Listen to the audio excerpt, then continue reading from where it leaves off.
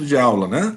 Boa pergunta, Edson. Vai ser o seguinte, a gente tem aqueles 3 pontos, que é tanto da prova multidisciplinar, quanto vai ser do projeto integrador, né? Perfeito. Então, eu só posso responder pela minha disciplina, certo? Assim, não vai, para nenhuma disciplina vai mudar nada. Continua sendo 7 pontos da disciplina, mais 3 pontos dessas duas atividades, prova e projeto integrador, né? Para a gente aqui na micro, a gente não vai ter mais nenhuma questão objetiva. O senhor só vai postar questões de frequência, para valer presença. A gente não vai postar mais nada. A nossa nota vai ser só realmente a nota da prova, certo? Mais o PIF, né? E aqueles alunos que têm uma alta porcentagem de questão de frequência, que responderam quase todas ou todas as questões, aí o professor dá um pequeno acréscimo na nota, tá? Indiferente de elas estarem certas ou não. Independente delas estarem certas ou não, né? No começo, tinham instruído a gente para, assim, só quem responde certo. Mas, na verdade, aquilo só depois voltou atrás. É só para só para ter a presença. Você pode clicar ali qualquer alternativa e a pessoa já ganha nota, tá bom? O importante é acertar, lógico, né? Isso faz bem para a autoestima, né? Exatamente. Massageia o nosso ego. Mas isso aqui, na verdade, é só para ter a presença, né? Porque antigamente o pessoal colocava o nome no fórum e era mais trabalhoso, então tinha gente que deixava de fazer. Então agora é só marcar uma alternativa, beleza? Então não vamos ter atividade, então vai ser só uma prova valendo 7. Exatamente. Toda semana vai ter aquela questão de frequência, mas não vai ter aquela outra questão objetiva. O senhor já não vai postar mais nada. Porque a gente já tem, o segundo semestre é mais curto e já tem muita coisa para fazer, o projeto integrador, a avaliação que já foi feita. Então deixa só seco mesmo a nota e as duas coisas, tá bom? Tranquilo. Obrigado, professor. Beleza, tranquilo. Bom, pessoal, vamos fazer o seguinte, acho que já temos aí o nosso quórum hoje, né? O senhor vai, então, disponibilizar aqui a apresentação para a gente começar a nossa aula de hoje, né? Hoje, a gente já está caminhando para a parte final das infecções bacterianas. Daqui a pouquinho, questão de 1 ou 2 semanas, a gente já começa a parte de fungos, né? A parte de micologia, certo? Mas a gente ainda tem que encerrar alguns assuntos, né? E por isso, a gente agora começa a falar sobre a parte de infecções sexualmente transmissíveis, né?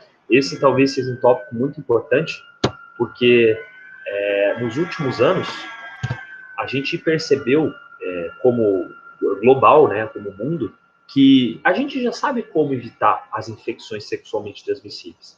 Desde os anos 70, que se popularizou as formas de métodos anticoncepcionais, né, e também de evitar doenças sexualmente transmissíveis, como, por exemplo, o uso da camisinha, a gente imaginou que as infecções iam desaparecer, né? Para quem não lembra, para quem não sabe, no passado, as infecções sexualmente transmissíveis, elas faziam parte da rotina, da vida de boa parte dos adultos, né?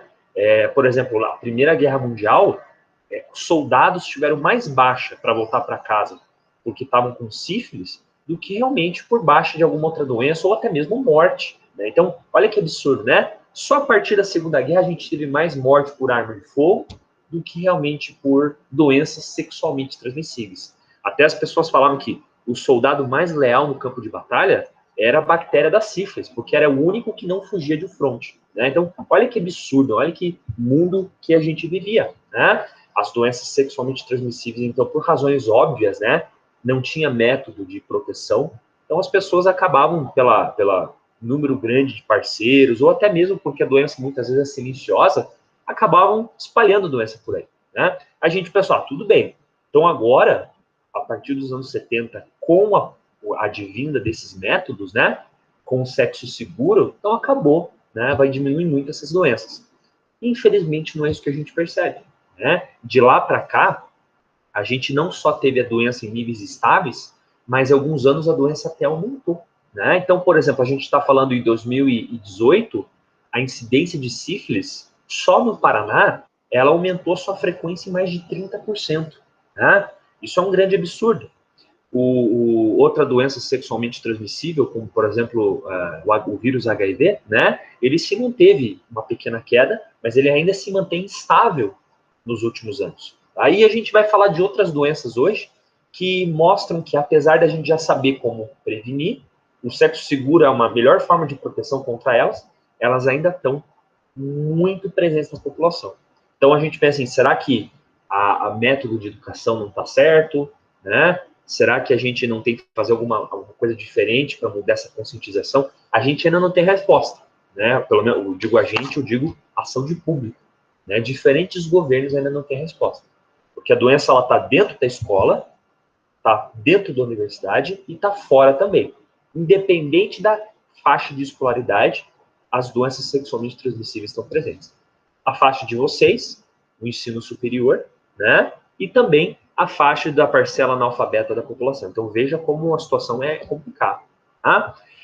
Nesse primeiro slide aqui, a gente relembra um pouco como é o trato urogenital. Esse slide aqui o professor já mostrou lá na nossa aula de infecções do sistema urinário.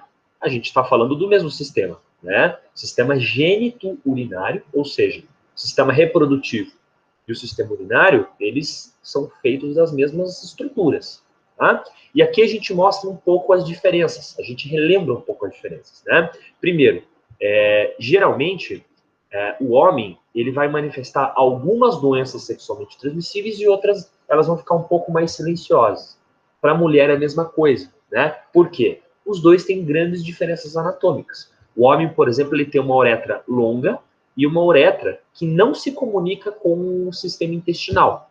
As mulheres já têm uma uretra mais curta e a presença do tampão vaginal, ela mantém uma comunicação mais próxima com o intestino grosso, né? O que o professor quer dizer com isso? A chance de você ter uma contaminação do sistema da mulher, urogenital, é maior. Quando você compara a microbiota das duas populações, a gente também vê uma diferença, né? Ou seja, a quantidade de bactérias que está presente ali dentro.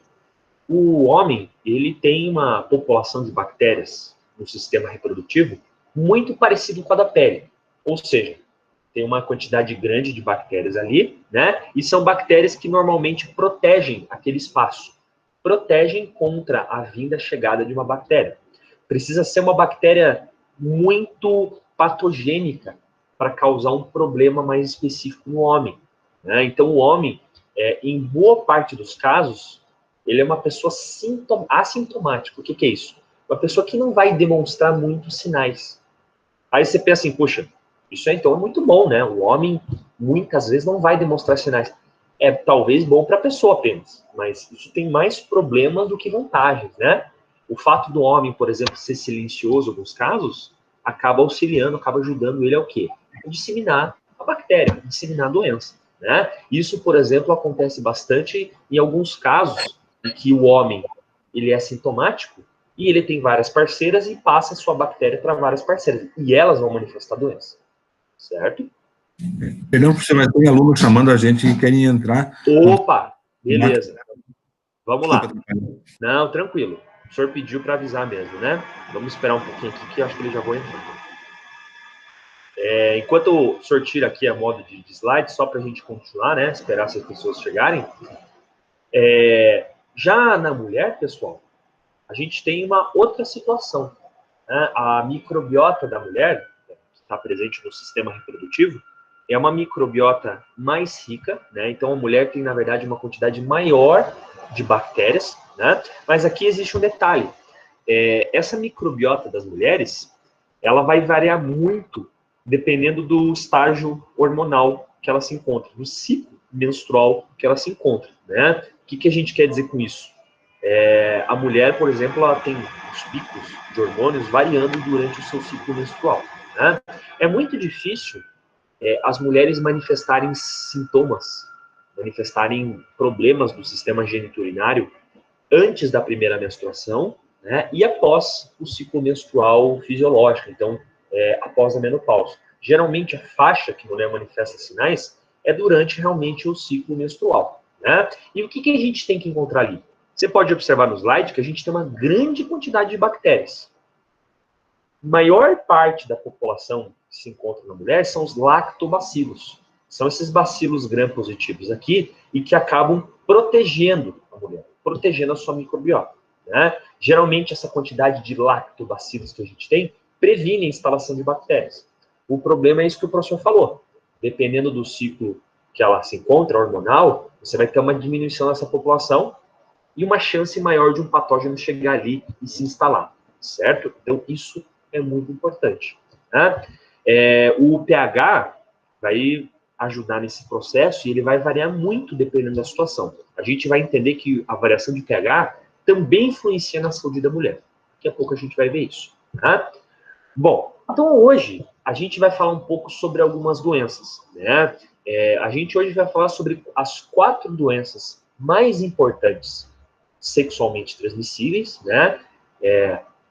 Essas doenças são todas doenças bacterianas ou uma doença de levedura, uma doença fúngica, né? Na verdade, existem muito mais doenças, é que essas aqui são aquelas que a gente tem em maior quantidade na rotina laboratorial. Então, a gente acabou prevalecendo para mostrar as que têm mais frequências, mais importantes, digamos assim, tá?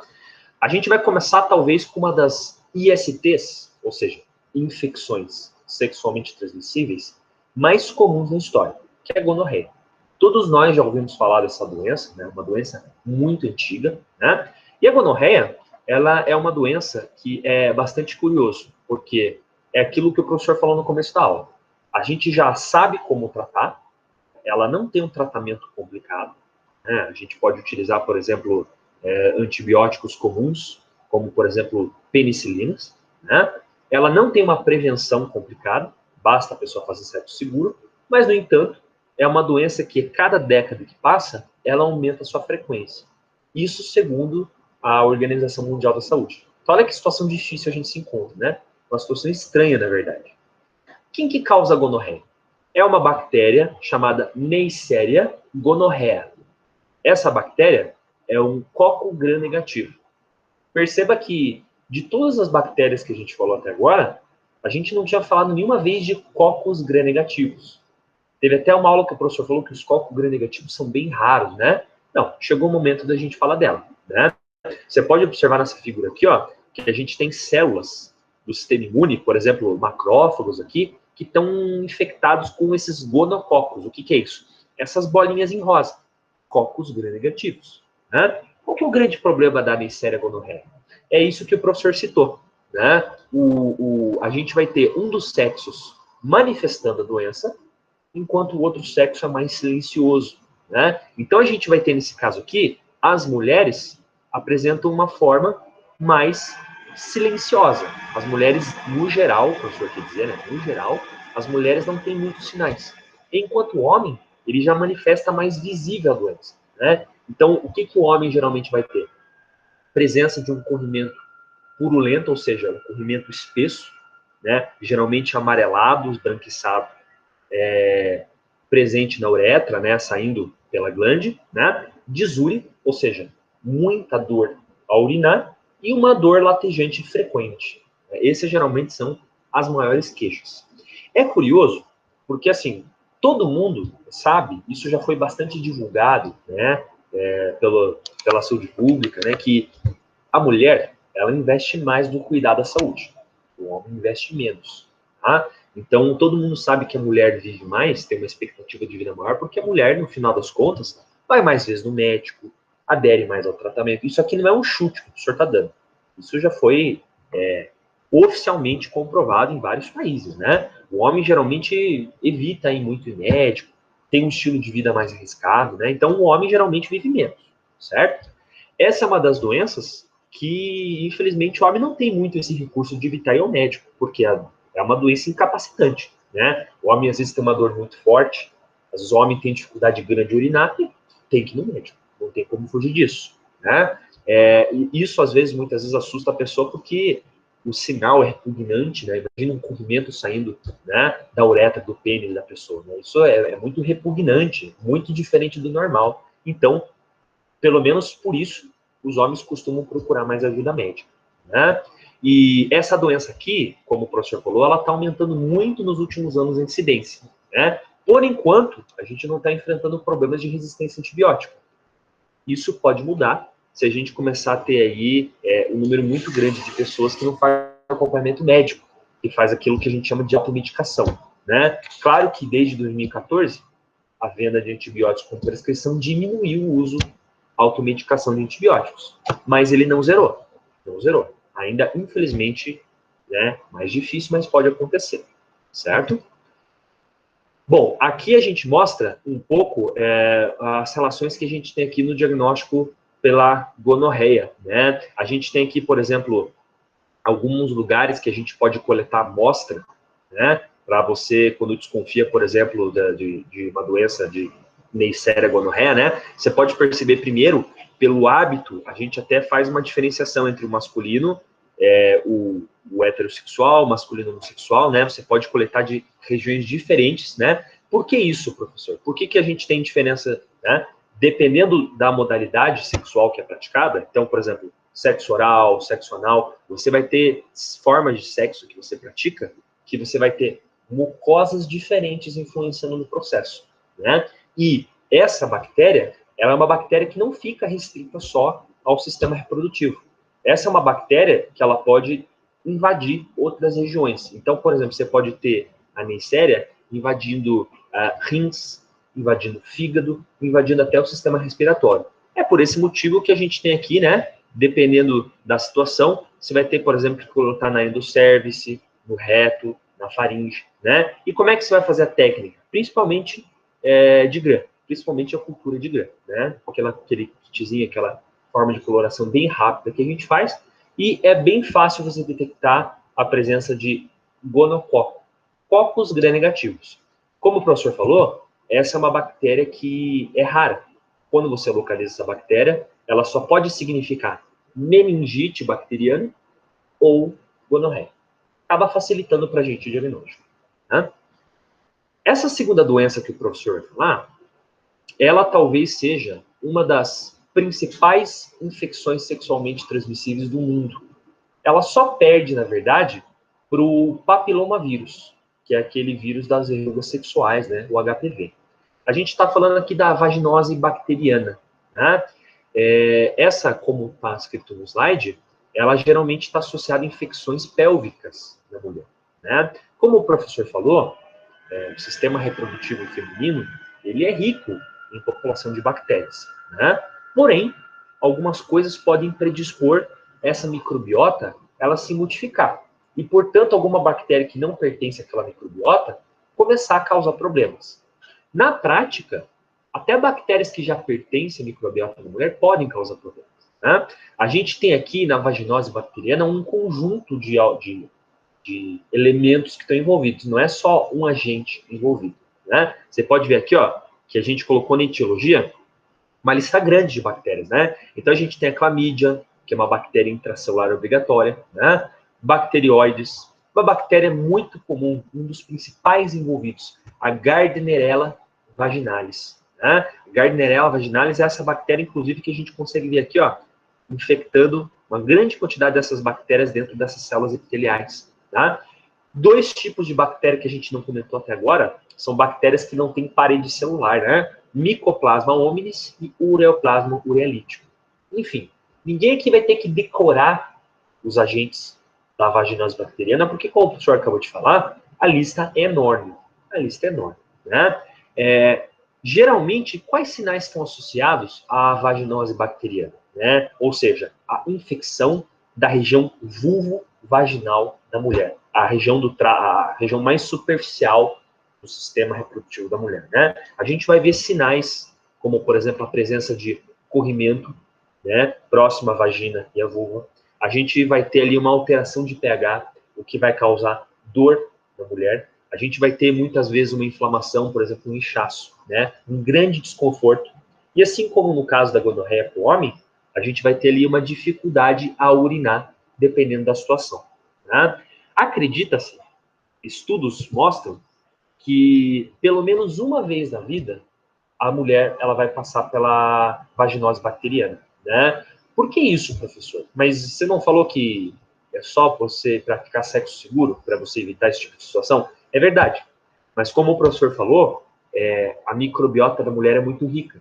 Muitas vezes, pelo período hormonal que ela se encontra, você vai ter variações que vão predispor, por exemplo, ao praticar sexo, né, ao você ter o ato sexual, você ter ali a microbiota presente em menor quantidade e você desenvolver alguma infecção, né? Então, veja como algumas ISTs, algumas doenças, elas são bem preocupantes e algumas também são bem frequentes. Por isso que a gente geralmente fala que um dos carro-chefes do laboratório são ISTs, né? Olha como é uma situação difícil. Aqui no slide, o professor está mostrando é só uma figura para exemplificar, né?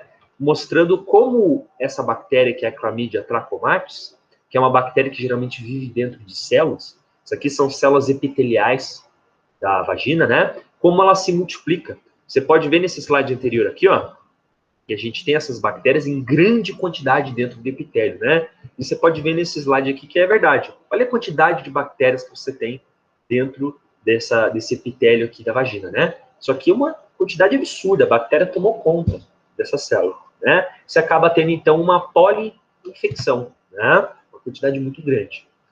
Existem alguns detalhes que a gente utiliza para o diagnóstico da vaginose bacteriana, né? O professor falou, por exemplo, que ela geralmente está acompanhada de um corrimento, certo? E você pode ver também que o pH vaginal, aqui a gente colocou presença de corrimento, né? Homogêneo, fluido, geralmente é um corrimento esbranquiçado, mais para amarelado, né? E a gente tem aqui, ó, o pH vaginal nessas doenças, ele acaba aumentando. O que significa isso? O pH fica básico, fica alcalino. O professor falou lá nas nossas primeiras aulas de microbiologia que o pH do sistema reprodutivo, ele geralmente é interessante quando o pH é ácido. É interessante você ter um pH ácido porque você aumenta a quantidade de bactérias boas, que são os lactobacilos, né? E você previne a instalação de bactérias maléficas. Quando você aumenta o pH, a presença de uma bactéria de doença sexualmente transmissível, ela é uma bola de neve, porque ela vai aumentando a chance de ter outras bactérias patogênicas ali. Né? Então, por exemplo, naqueles testes que a gente tem de análise de urina, por exemplo, análise de pH, você pode verificar que o pH aumentou também. Né? Existe um teste que não é tão realizado assim, mas é um teste que no passado já ajudou bastante, que é o seguinte: quando você coleta esse corrimento aqui, quando você mistura ele com a potassa alcalina, ou seja, hidróxido de potássio, você tem a liberação de um odor pútrido. Né? A gente pode parecer repugnante isso, né? Nossa, professor, que nojento, odor de peixe. Mas isso, quando a gente está no laboratório, a gente usa todo tipo de teste para a gente verificar se a pessoa tem uma infecção. Inclusive isso, né? Você faz uma mistura aqui com fluido vaginal, com esse corrimento, potássio alcoólico, né? E você vai ter a liberação de um odor, né? Por que isso? Você vai ter a liberação de água, você vai ter a formação de um sal. Esse sal, por exemplo, é um sal que a gente encontra em matéria em decomposição, por exemplo. Substância produzida por bactérias. Tá? Algo que é bastante observado quando a gente faz, por exemplo, o Papa Nicolau, é você observar células do epitélio vaginal, as células que se descamam da parede da vagina, né? A gente chama elas de clue cells, que é de células pistas, células alvo, né? A gente tem essas bactérias no interior dessas células, como o professor mostrou aqui, né? Nesse slide anterior. Né? Bom, eu acredito que vocês já tenham ouvido falar do exame de Papa Nicolau. O exame de Papa Nicolau, ele é um exame que agora já faz quase um século que ele existe, né? Acho que ele deve ter 70, 80 anos. E ele é um dos testes que a gente realiza mais simples, mas ao mesmo tempo mais benéficos que a gente teve na vida das mulheres, né? Isso começou com um grego, né? Que é o Papa Nicolau, o nome dele, né? E ele trabalhava com câncer do sistema geniturinário feminino. E ele percebeu, quando ele fazia uma coleta, um espéculo, né, coleta ali do epitélio vaginal, que esse exame simples, que é o Papa Nicolau, um exame que você vai pegar ali a célula, você vai fazer uma coloração básica, né, ele, do colo do útero, né, ele vai poder te ajudar não só a você detectar alguma chance de você algum tipo de tumor, ele também vai detectar ali a chance de você ter infecções. Então, o Papa Nicolau é um exame excelente para você fazer para testes de prevenção, né, para verificar como está a saúde da mulher. É um teste que não é difícil de se fazer, talvez ele tenha um certo desconforto por ter que usar o espéculo, né, por ter que pegar uma coleta com espátula, com suave também, mas ele é um esfregaço que foi tão interessante, né, que ele aumenta a expectativa de vida da mulher. Não por menos que o Papa Nicolau ganhou um prêmio Nobel, né? A gente está falando aí já de algumas décadas atrás. um exame muito útil para a gente fazer, né? A vida da mulher antes e depois do exame Papa Nicolau melhorou bastante. Então, a gente, por exemplo, consegue detectar exames que a fresco a gente não conseguia, né? Chance da gente ter os tumores benignos, por exemplo, né? O HPV é um teste interessante de se fazer. Então, tem muita coisa que ajuda, né? Aqui a gente está mostrando um desenho esquemático, né, de uma ginecologista, como vai fazer ali raspado, né? Então, vai ser no colo do útero, certo? Então, no início, né, a gente está falando da região da vagina mais próxima do colo do útero, né?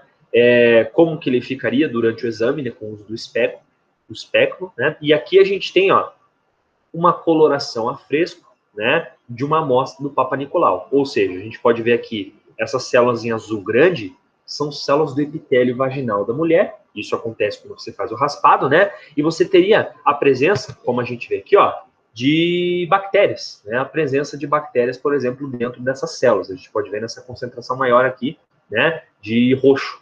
Então, o Papa Nicolau, ele é muito benéfico por isso, por ele auxiliar você a fazer essa prevenção, essa detecção de doenças, né?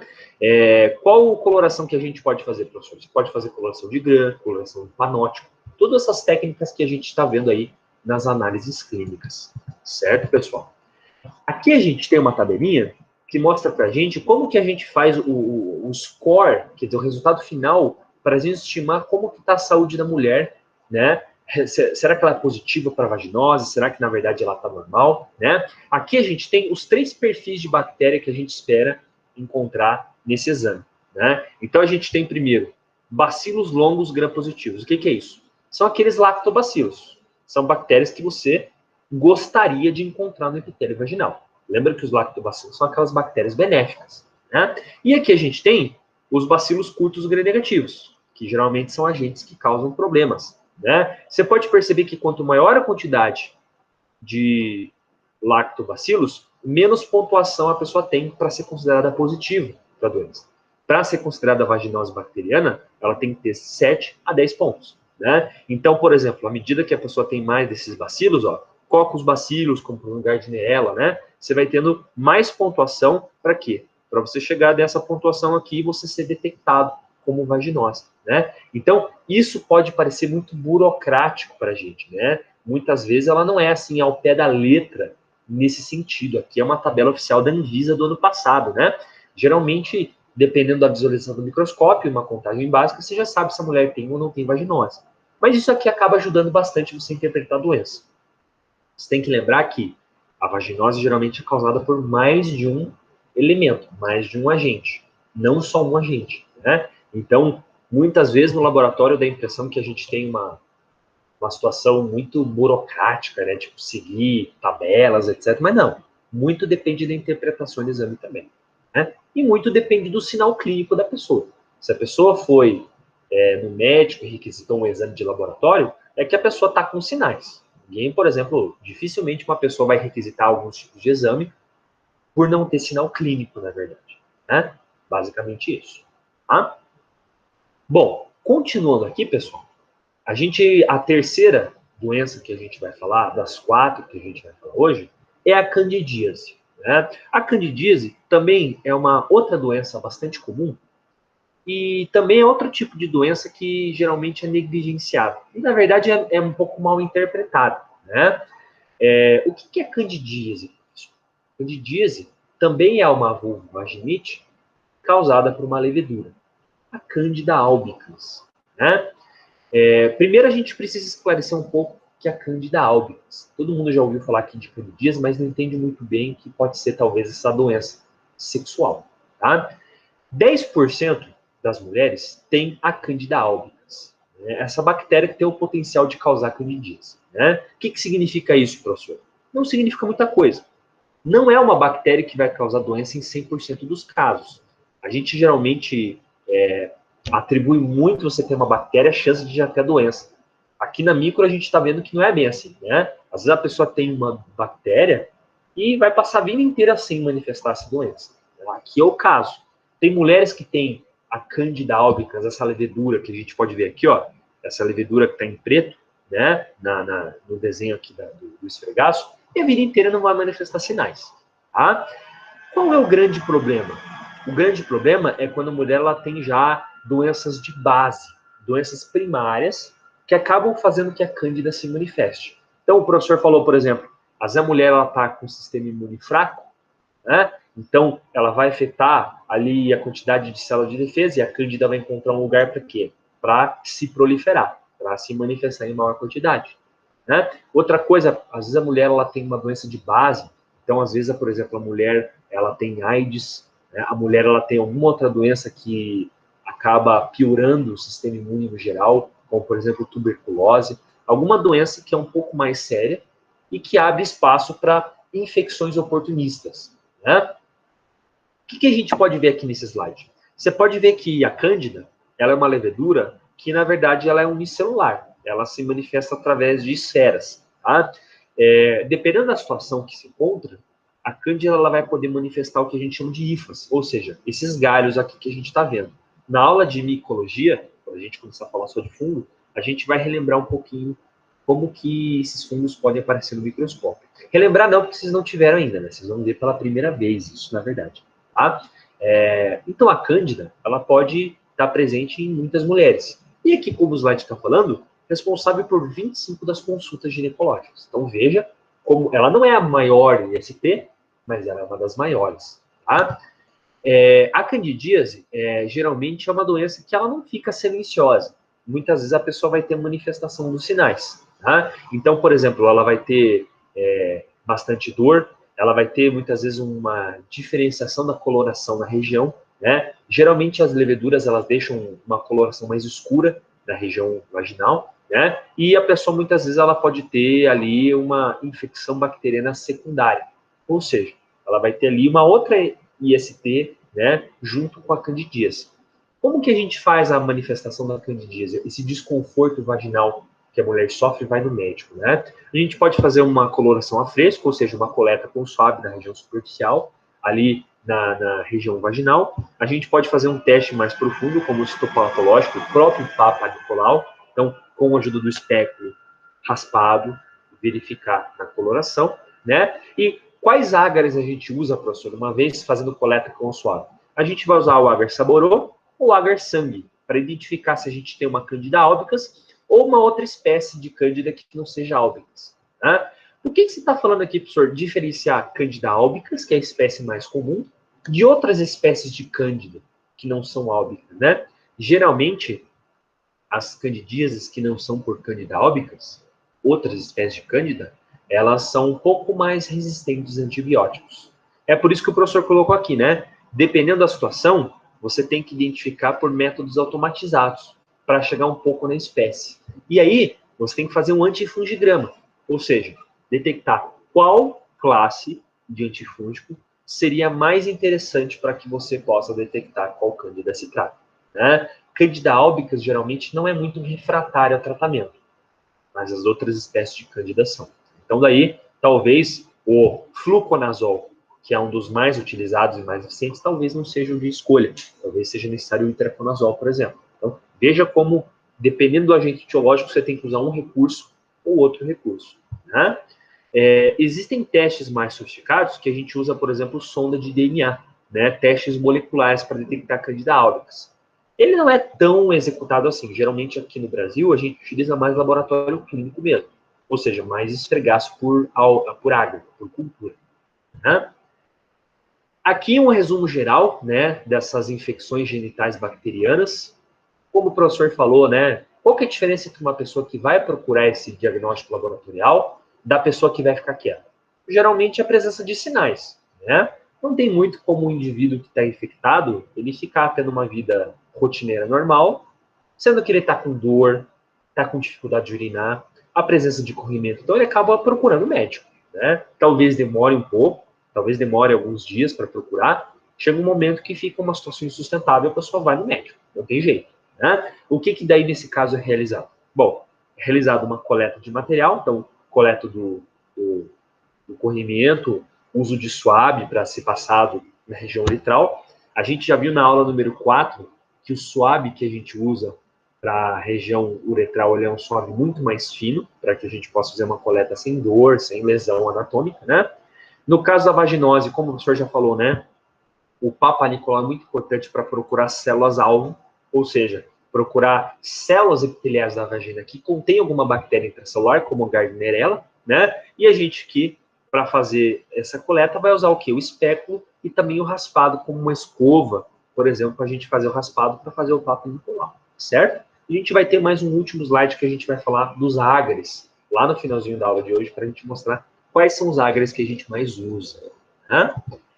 Aqui, já está aqui o nosso ar, já está o slide. O senhor acabou passando aqui para frente, né? Então, pessoal, o que a gente pode utilizar, né? A gente pode utilizar dois ágares que o professor já comentou muito aqui na aula, né? O agar Tire Martin ou o agar chocolate.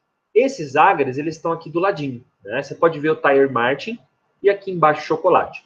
Esses dois ágares, o Tire Martin e o chocolate, são os ágares de predileção para a gente utilizar para doenças sexualmente transmissíveis. Então, eu estou falando de gonorreia, estou falando de vaginose, né? São doenças bacterianas. Aqui a gente pode ver, por exemplo, colônias do gonococo, que é a Neisseria gonorreia. Você pode ver que são colônias pequenininhas e colônias cinza. Aqui, a mesma coisa, né? Você pode ver que são colônias bem pequenininhas e de cor geralmente cinza, branco, né? Não é muito pro dourado como aquelas infecções de pele, né?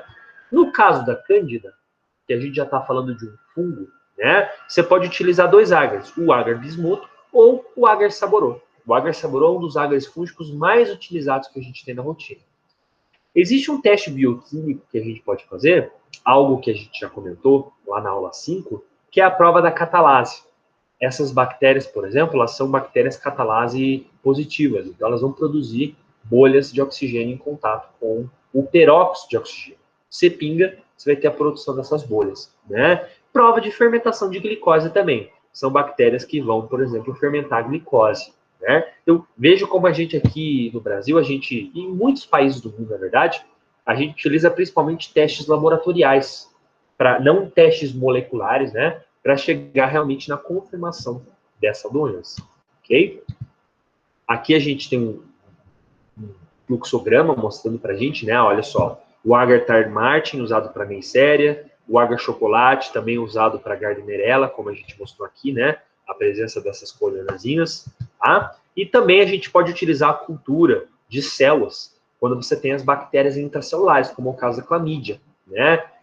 Geralmente, quando você tem aqui sinais de DST, você tem cultura negativa, você também pode usar uma cultura de células de laboratório para que você possa verificar essas bactérias intracelulares, ok?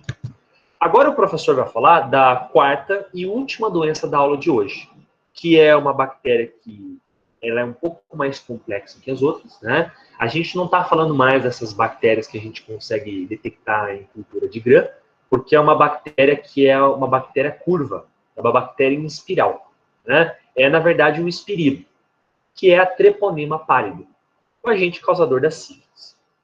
Bom, a sífilis, ela é uma das doenças que a gente tem um registro mais antigo hoje, né? E é uma das doenças mais complexas que a gente tem. Ela é tão complexa quanto o HIV, por exemplo, né? A sífilis, ela tem fases, ela não tem só uma manifestação aguda, né? Ela não tem uma forma de diagnóstico muito fácil também, e infelizmente é uma bactéria que pode causar prejuízos para a criança, se a mulher está numa fase de gestacional, né? Seria muito bom a gente falar, por exemplo, que a sífilis é uma bactéria que está diminuindo a sua incidência, mas não é verdade. É uma bactéria que a gente tem flutuações, né?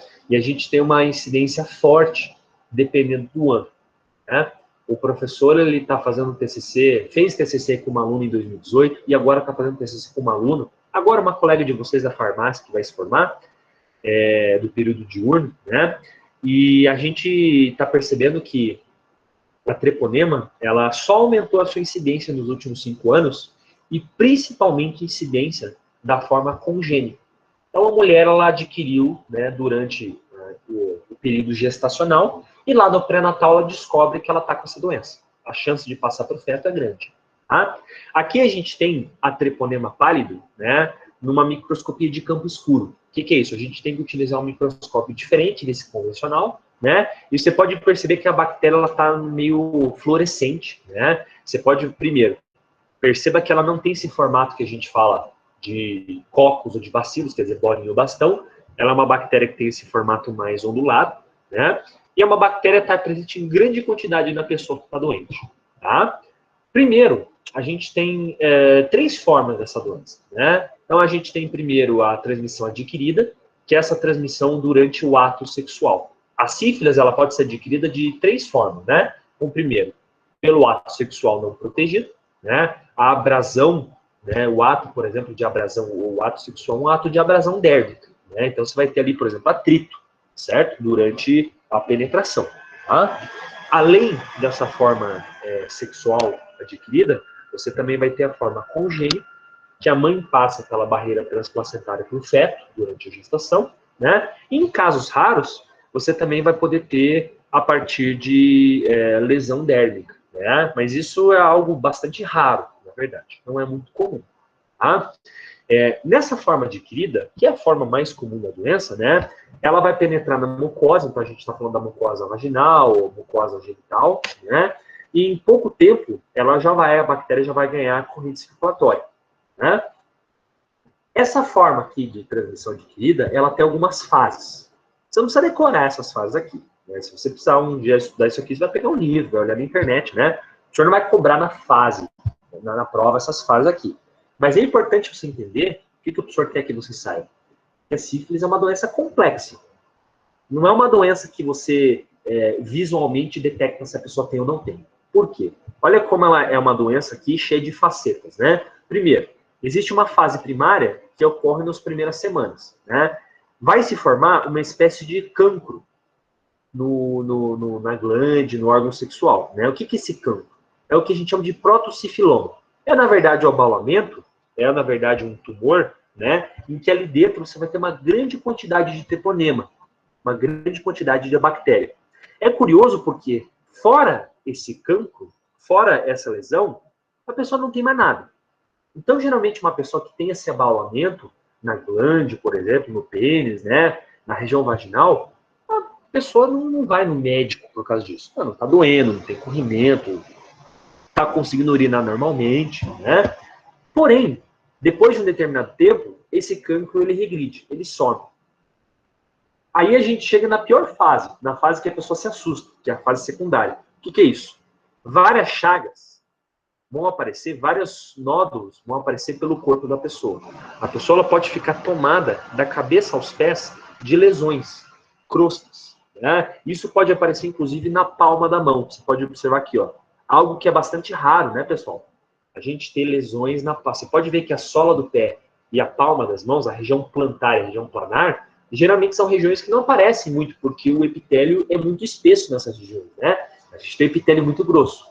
Mas na sífilis, a gente tem a manifestação desses sinais, né? Então, a pessoa geralmente se assusta. Nessa região, a pessoa talvez procure um médico, tá? Se a pessoa ainda assim não procurar um médico, isso vai ser grave, porque a pessoa não vai começar um tratamento.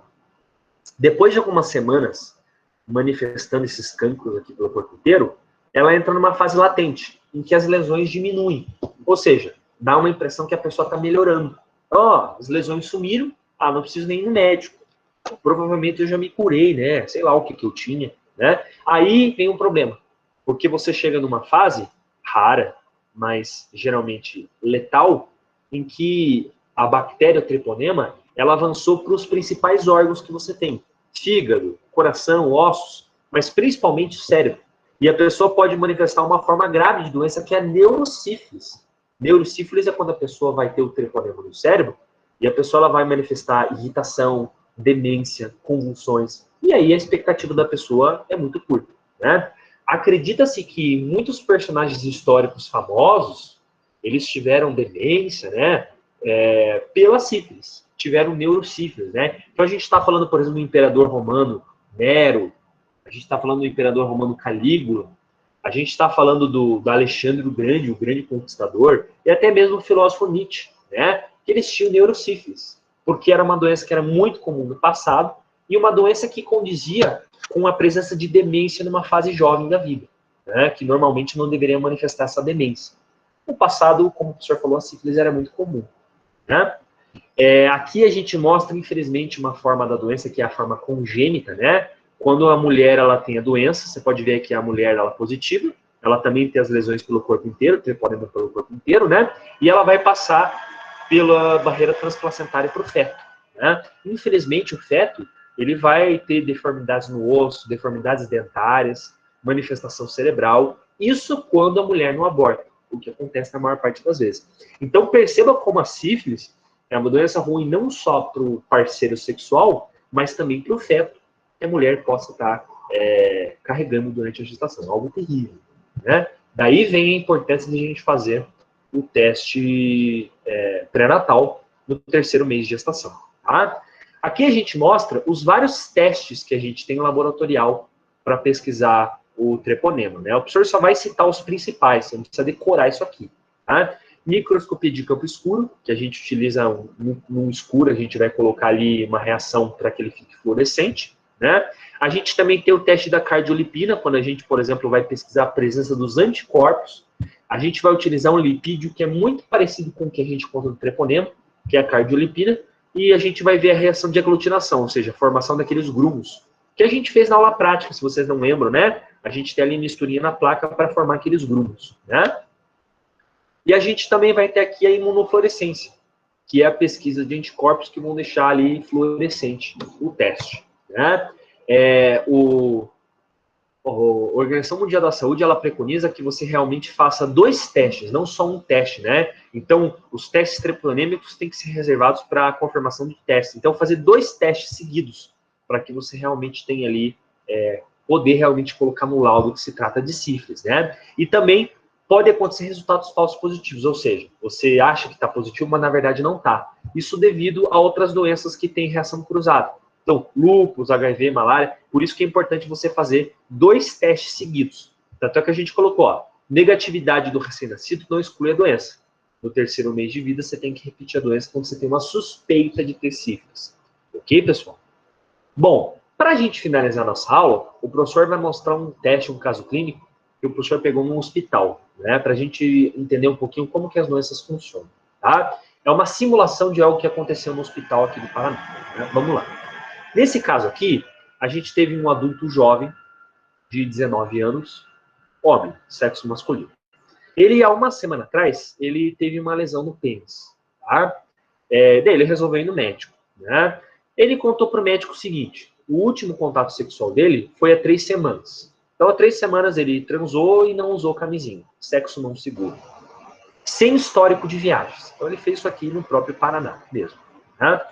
Predominante parceira do sexo feminino. Então, nos últimos 6 meses, ele teve sexo não seguro ou seguro, o senhor não sabe, né? Com 3 mulheres.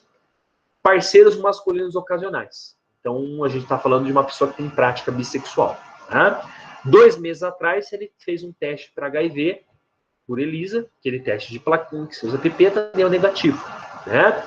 Ele tem 2 filhos de mães diferentes. A gente pode ver, então, que a gente tem uma pessoa de hábito promíscuo. Né? Então, ele tem vários parceiros sexuais. Né? Promíscuo não é um termo, não é pejorativo, né, pessoal? Isso é um termo técnico. Promiscuidade é quando a pessoa tem mais de um parceiro, prática ativa com mais de um parceiro sexual. Né? O fato dele não ter sexo não seguro, então ele já é um grande candidato a ter aí, né, manifestação de doença sexualmente transmissível. Né? No exame médico que foi feito, o que se detectou? Ele não tem lesões orais fora da região genital ou perianais. Por que foi procurado isso aqui? Procurar talvez alguma doença, por exemplo, que ele manifeste ali, doença oportunista, ver como é que está o sistema imune dele, né, como por exemplo o gonorreia. Né? O exame genital mostra a lesão no pênis. O aspecto é vermelho, de bordas espessas. Ó, poderia muito bem ser sífilis, o que a gente acabou de mostrar. Né? Palpação desse nódulo revela 2 nódulos inguinais aumentados. Ou seja, ele está com os linfonodos. Linfonodos, para quem não lembra, são aquelas estruturas que geralmente aumentam durante uma infecção. Aquelas estruturas que são responsáveis por combater os antígenos, né? Que produzem células de defesa. Os 2 linfonodos inguinais, que estão próximos à região sexual, estão inchados. Então, isso é bem possível que ele esteja nesse momento com uma infecção ativa. Né? Não tem corrimento uretral. Também não tem manchas no torso, nas palmas, na sola do pé. Então, talvez ele tenha sífilis, talvez não tenha. Talvez tenha outra coisa. Né?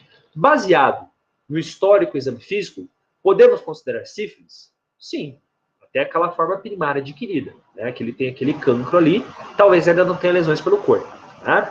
Poderíamos desconfiar de outras doenças? Sim. Gonorreia, por exemplo, né? Que o professor já falou, que ela geralmente se manifesta em homens. Quais testes laboratoriais seriam apropriados? Bom, ele tem mais sinais condizentes com sífilis, por ter um cancro, né? Então, microscopia de campo escuro, cardiolipina e o imunofluorescência. O médico aqui já passou 3 testes para detectar sífilis, né? Como ele pode ter gonorreia, também cultivo por ele gonorreia. Então, usou o Agar-Tarn-Martin, né? Vamos ver aqui o resultado que foi mostrado, né? Olha só, cardiolipina, aquela prova de aglutinação, deu negativo. Microscopia de campo escuro, positivo. Ou seja, quase confirmatório que ele tem sífilis, né? Cultivo para gonorreia ou clamídia, ou seja, o Agar-Tarn-Martin, negativo. Então ele não tem gonorreia, né? E o imunofluorescência negativo. Provavelmente o que ele tem é a forma primária de sífilis, né? Como a campo escuro deu positivo. Daqui a 3 meses, vai ter que se repetir o teste para confirmar que ele tem sífilis, mas já é quase certo que ele tem. Pelos sinais clínicos, isso ficou bem certo. Né? Aí ele vai ter que fazer um tratamento, né? Um tratamento que envolve aí uma pesquisa de um antibiótico, qual seria o mais indicado no caso dele, certo? Bom, pessoal, a gente teve uma aula aqui com 4 doenças, uma aula complexa, né? É muito importante que a pessoa ela não decore isso, mas saiba que o diagnóstico laboratorial ele pode ter várias opções para chegar na resposta final, certo? Eu queria saber se alguém tem alguma dúvida, pessoal, algum comentário, fique à vontade. Professor, Oi. eu tenho.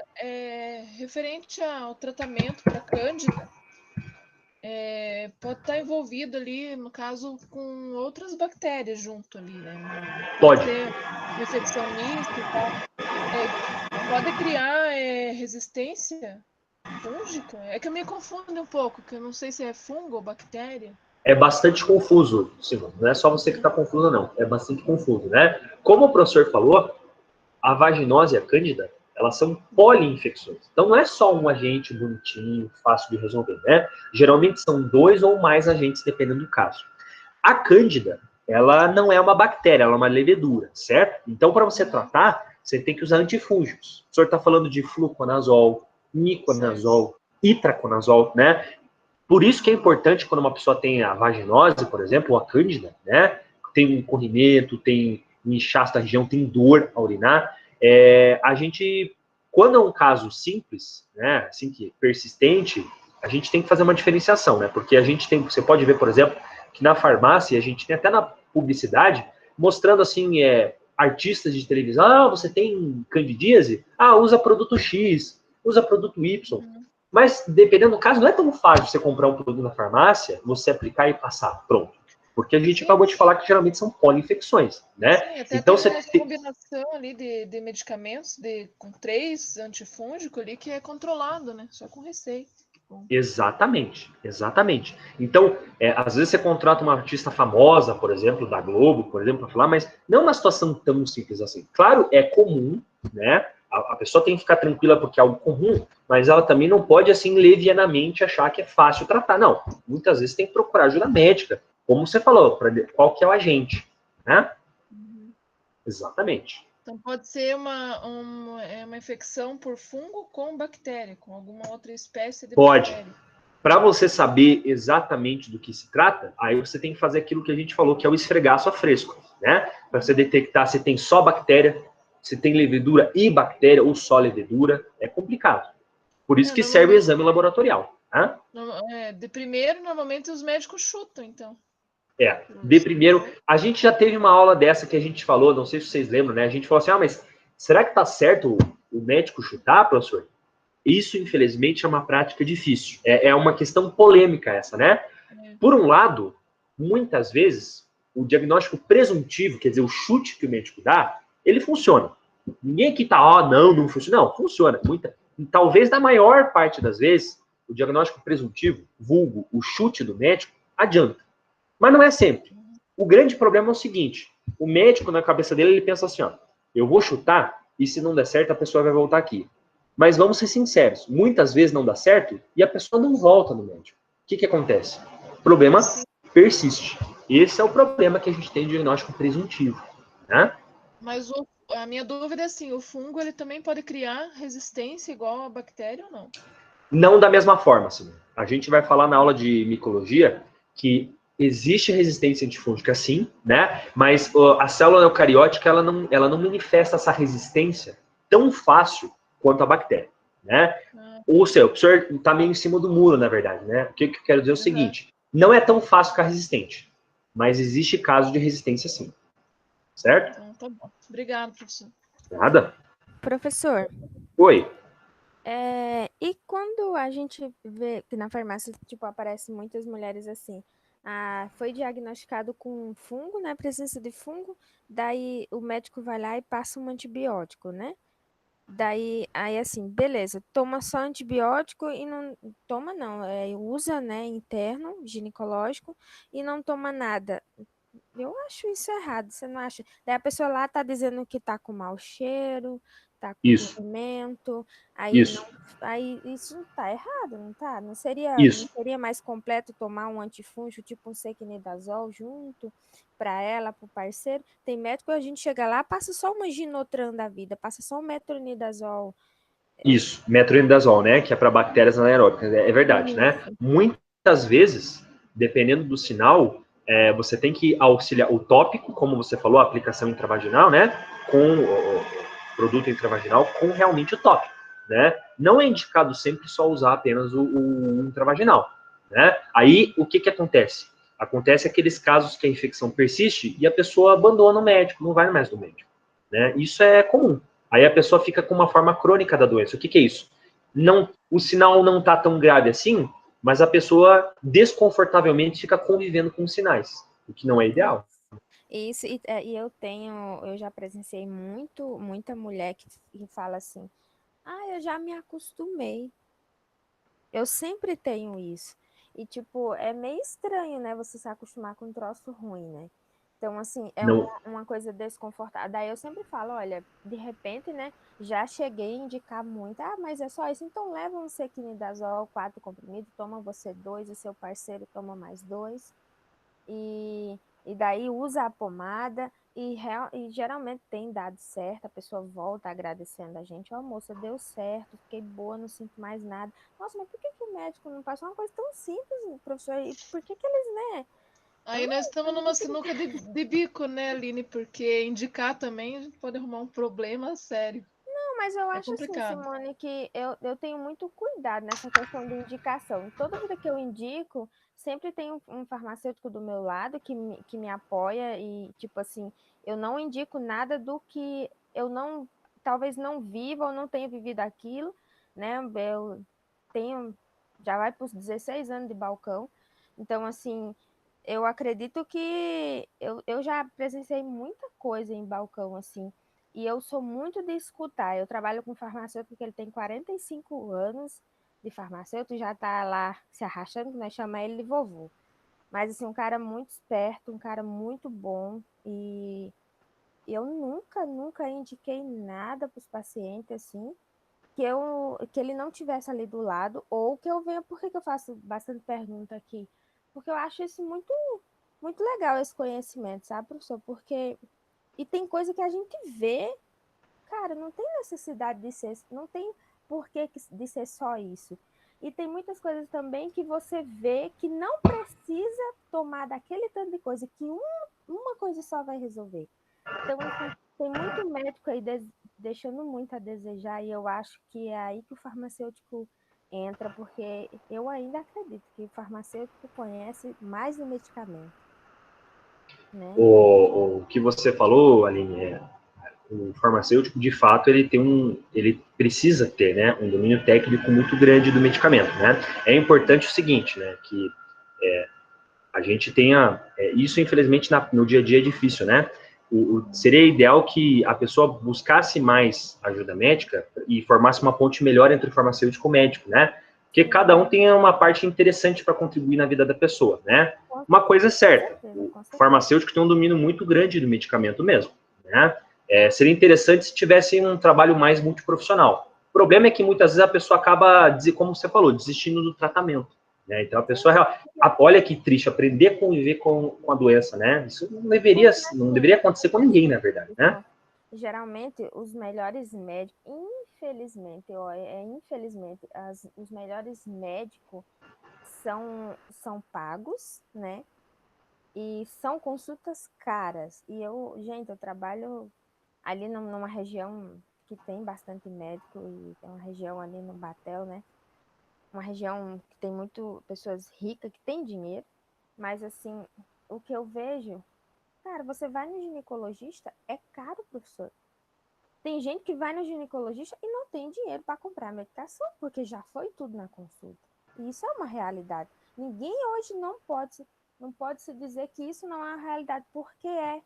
Então, assim, tem gente que eu trabalho com gente que tem dinheiro, mas eu também trabalho com pessoas que só têm o dinheirinho ali contado, sabe? Então, vem a questão da acessibilidade, sabe? Vai no postinho, tem até uma consulta, mas o médico não tem, vai num clínico que não tem conhecimento, igual o ginecologista tem dessa parte. Aí vai no médico pago e não tem o dinheiro para comprar o medicamento. Então, assim, são realidades que a gente tem que realmente analisar.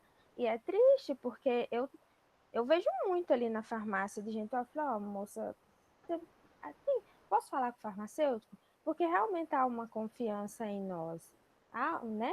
Eu falo assim já em nós, porque nós estamos perto de enfrentar essa realidade. Quase farmacêutico, né? Praticamente farmacêutico. É verdade. Opa, é verdade. Meus queridos, mais alguma dúvida? Ou alguma contribuição?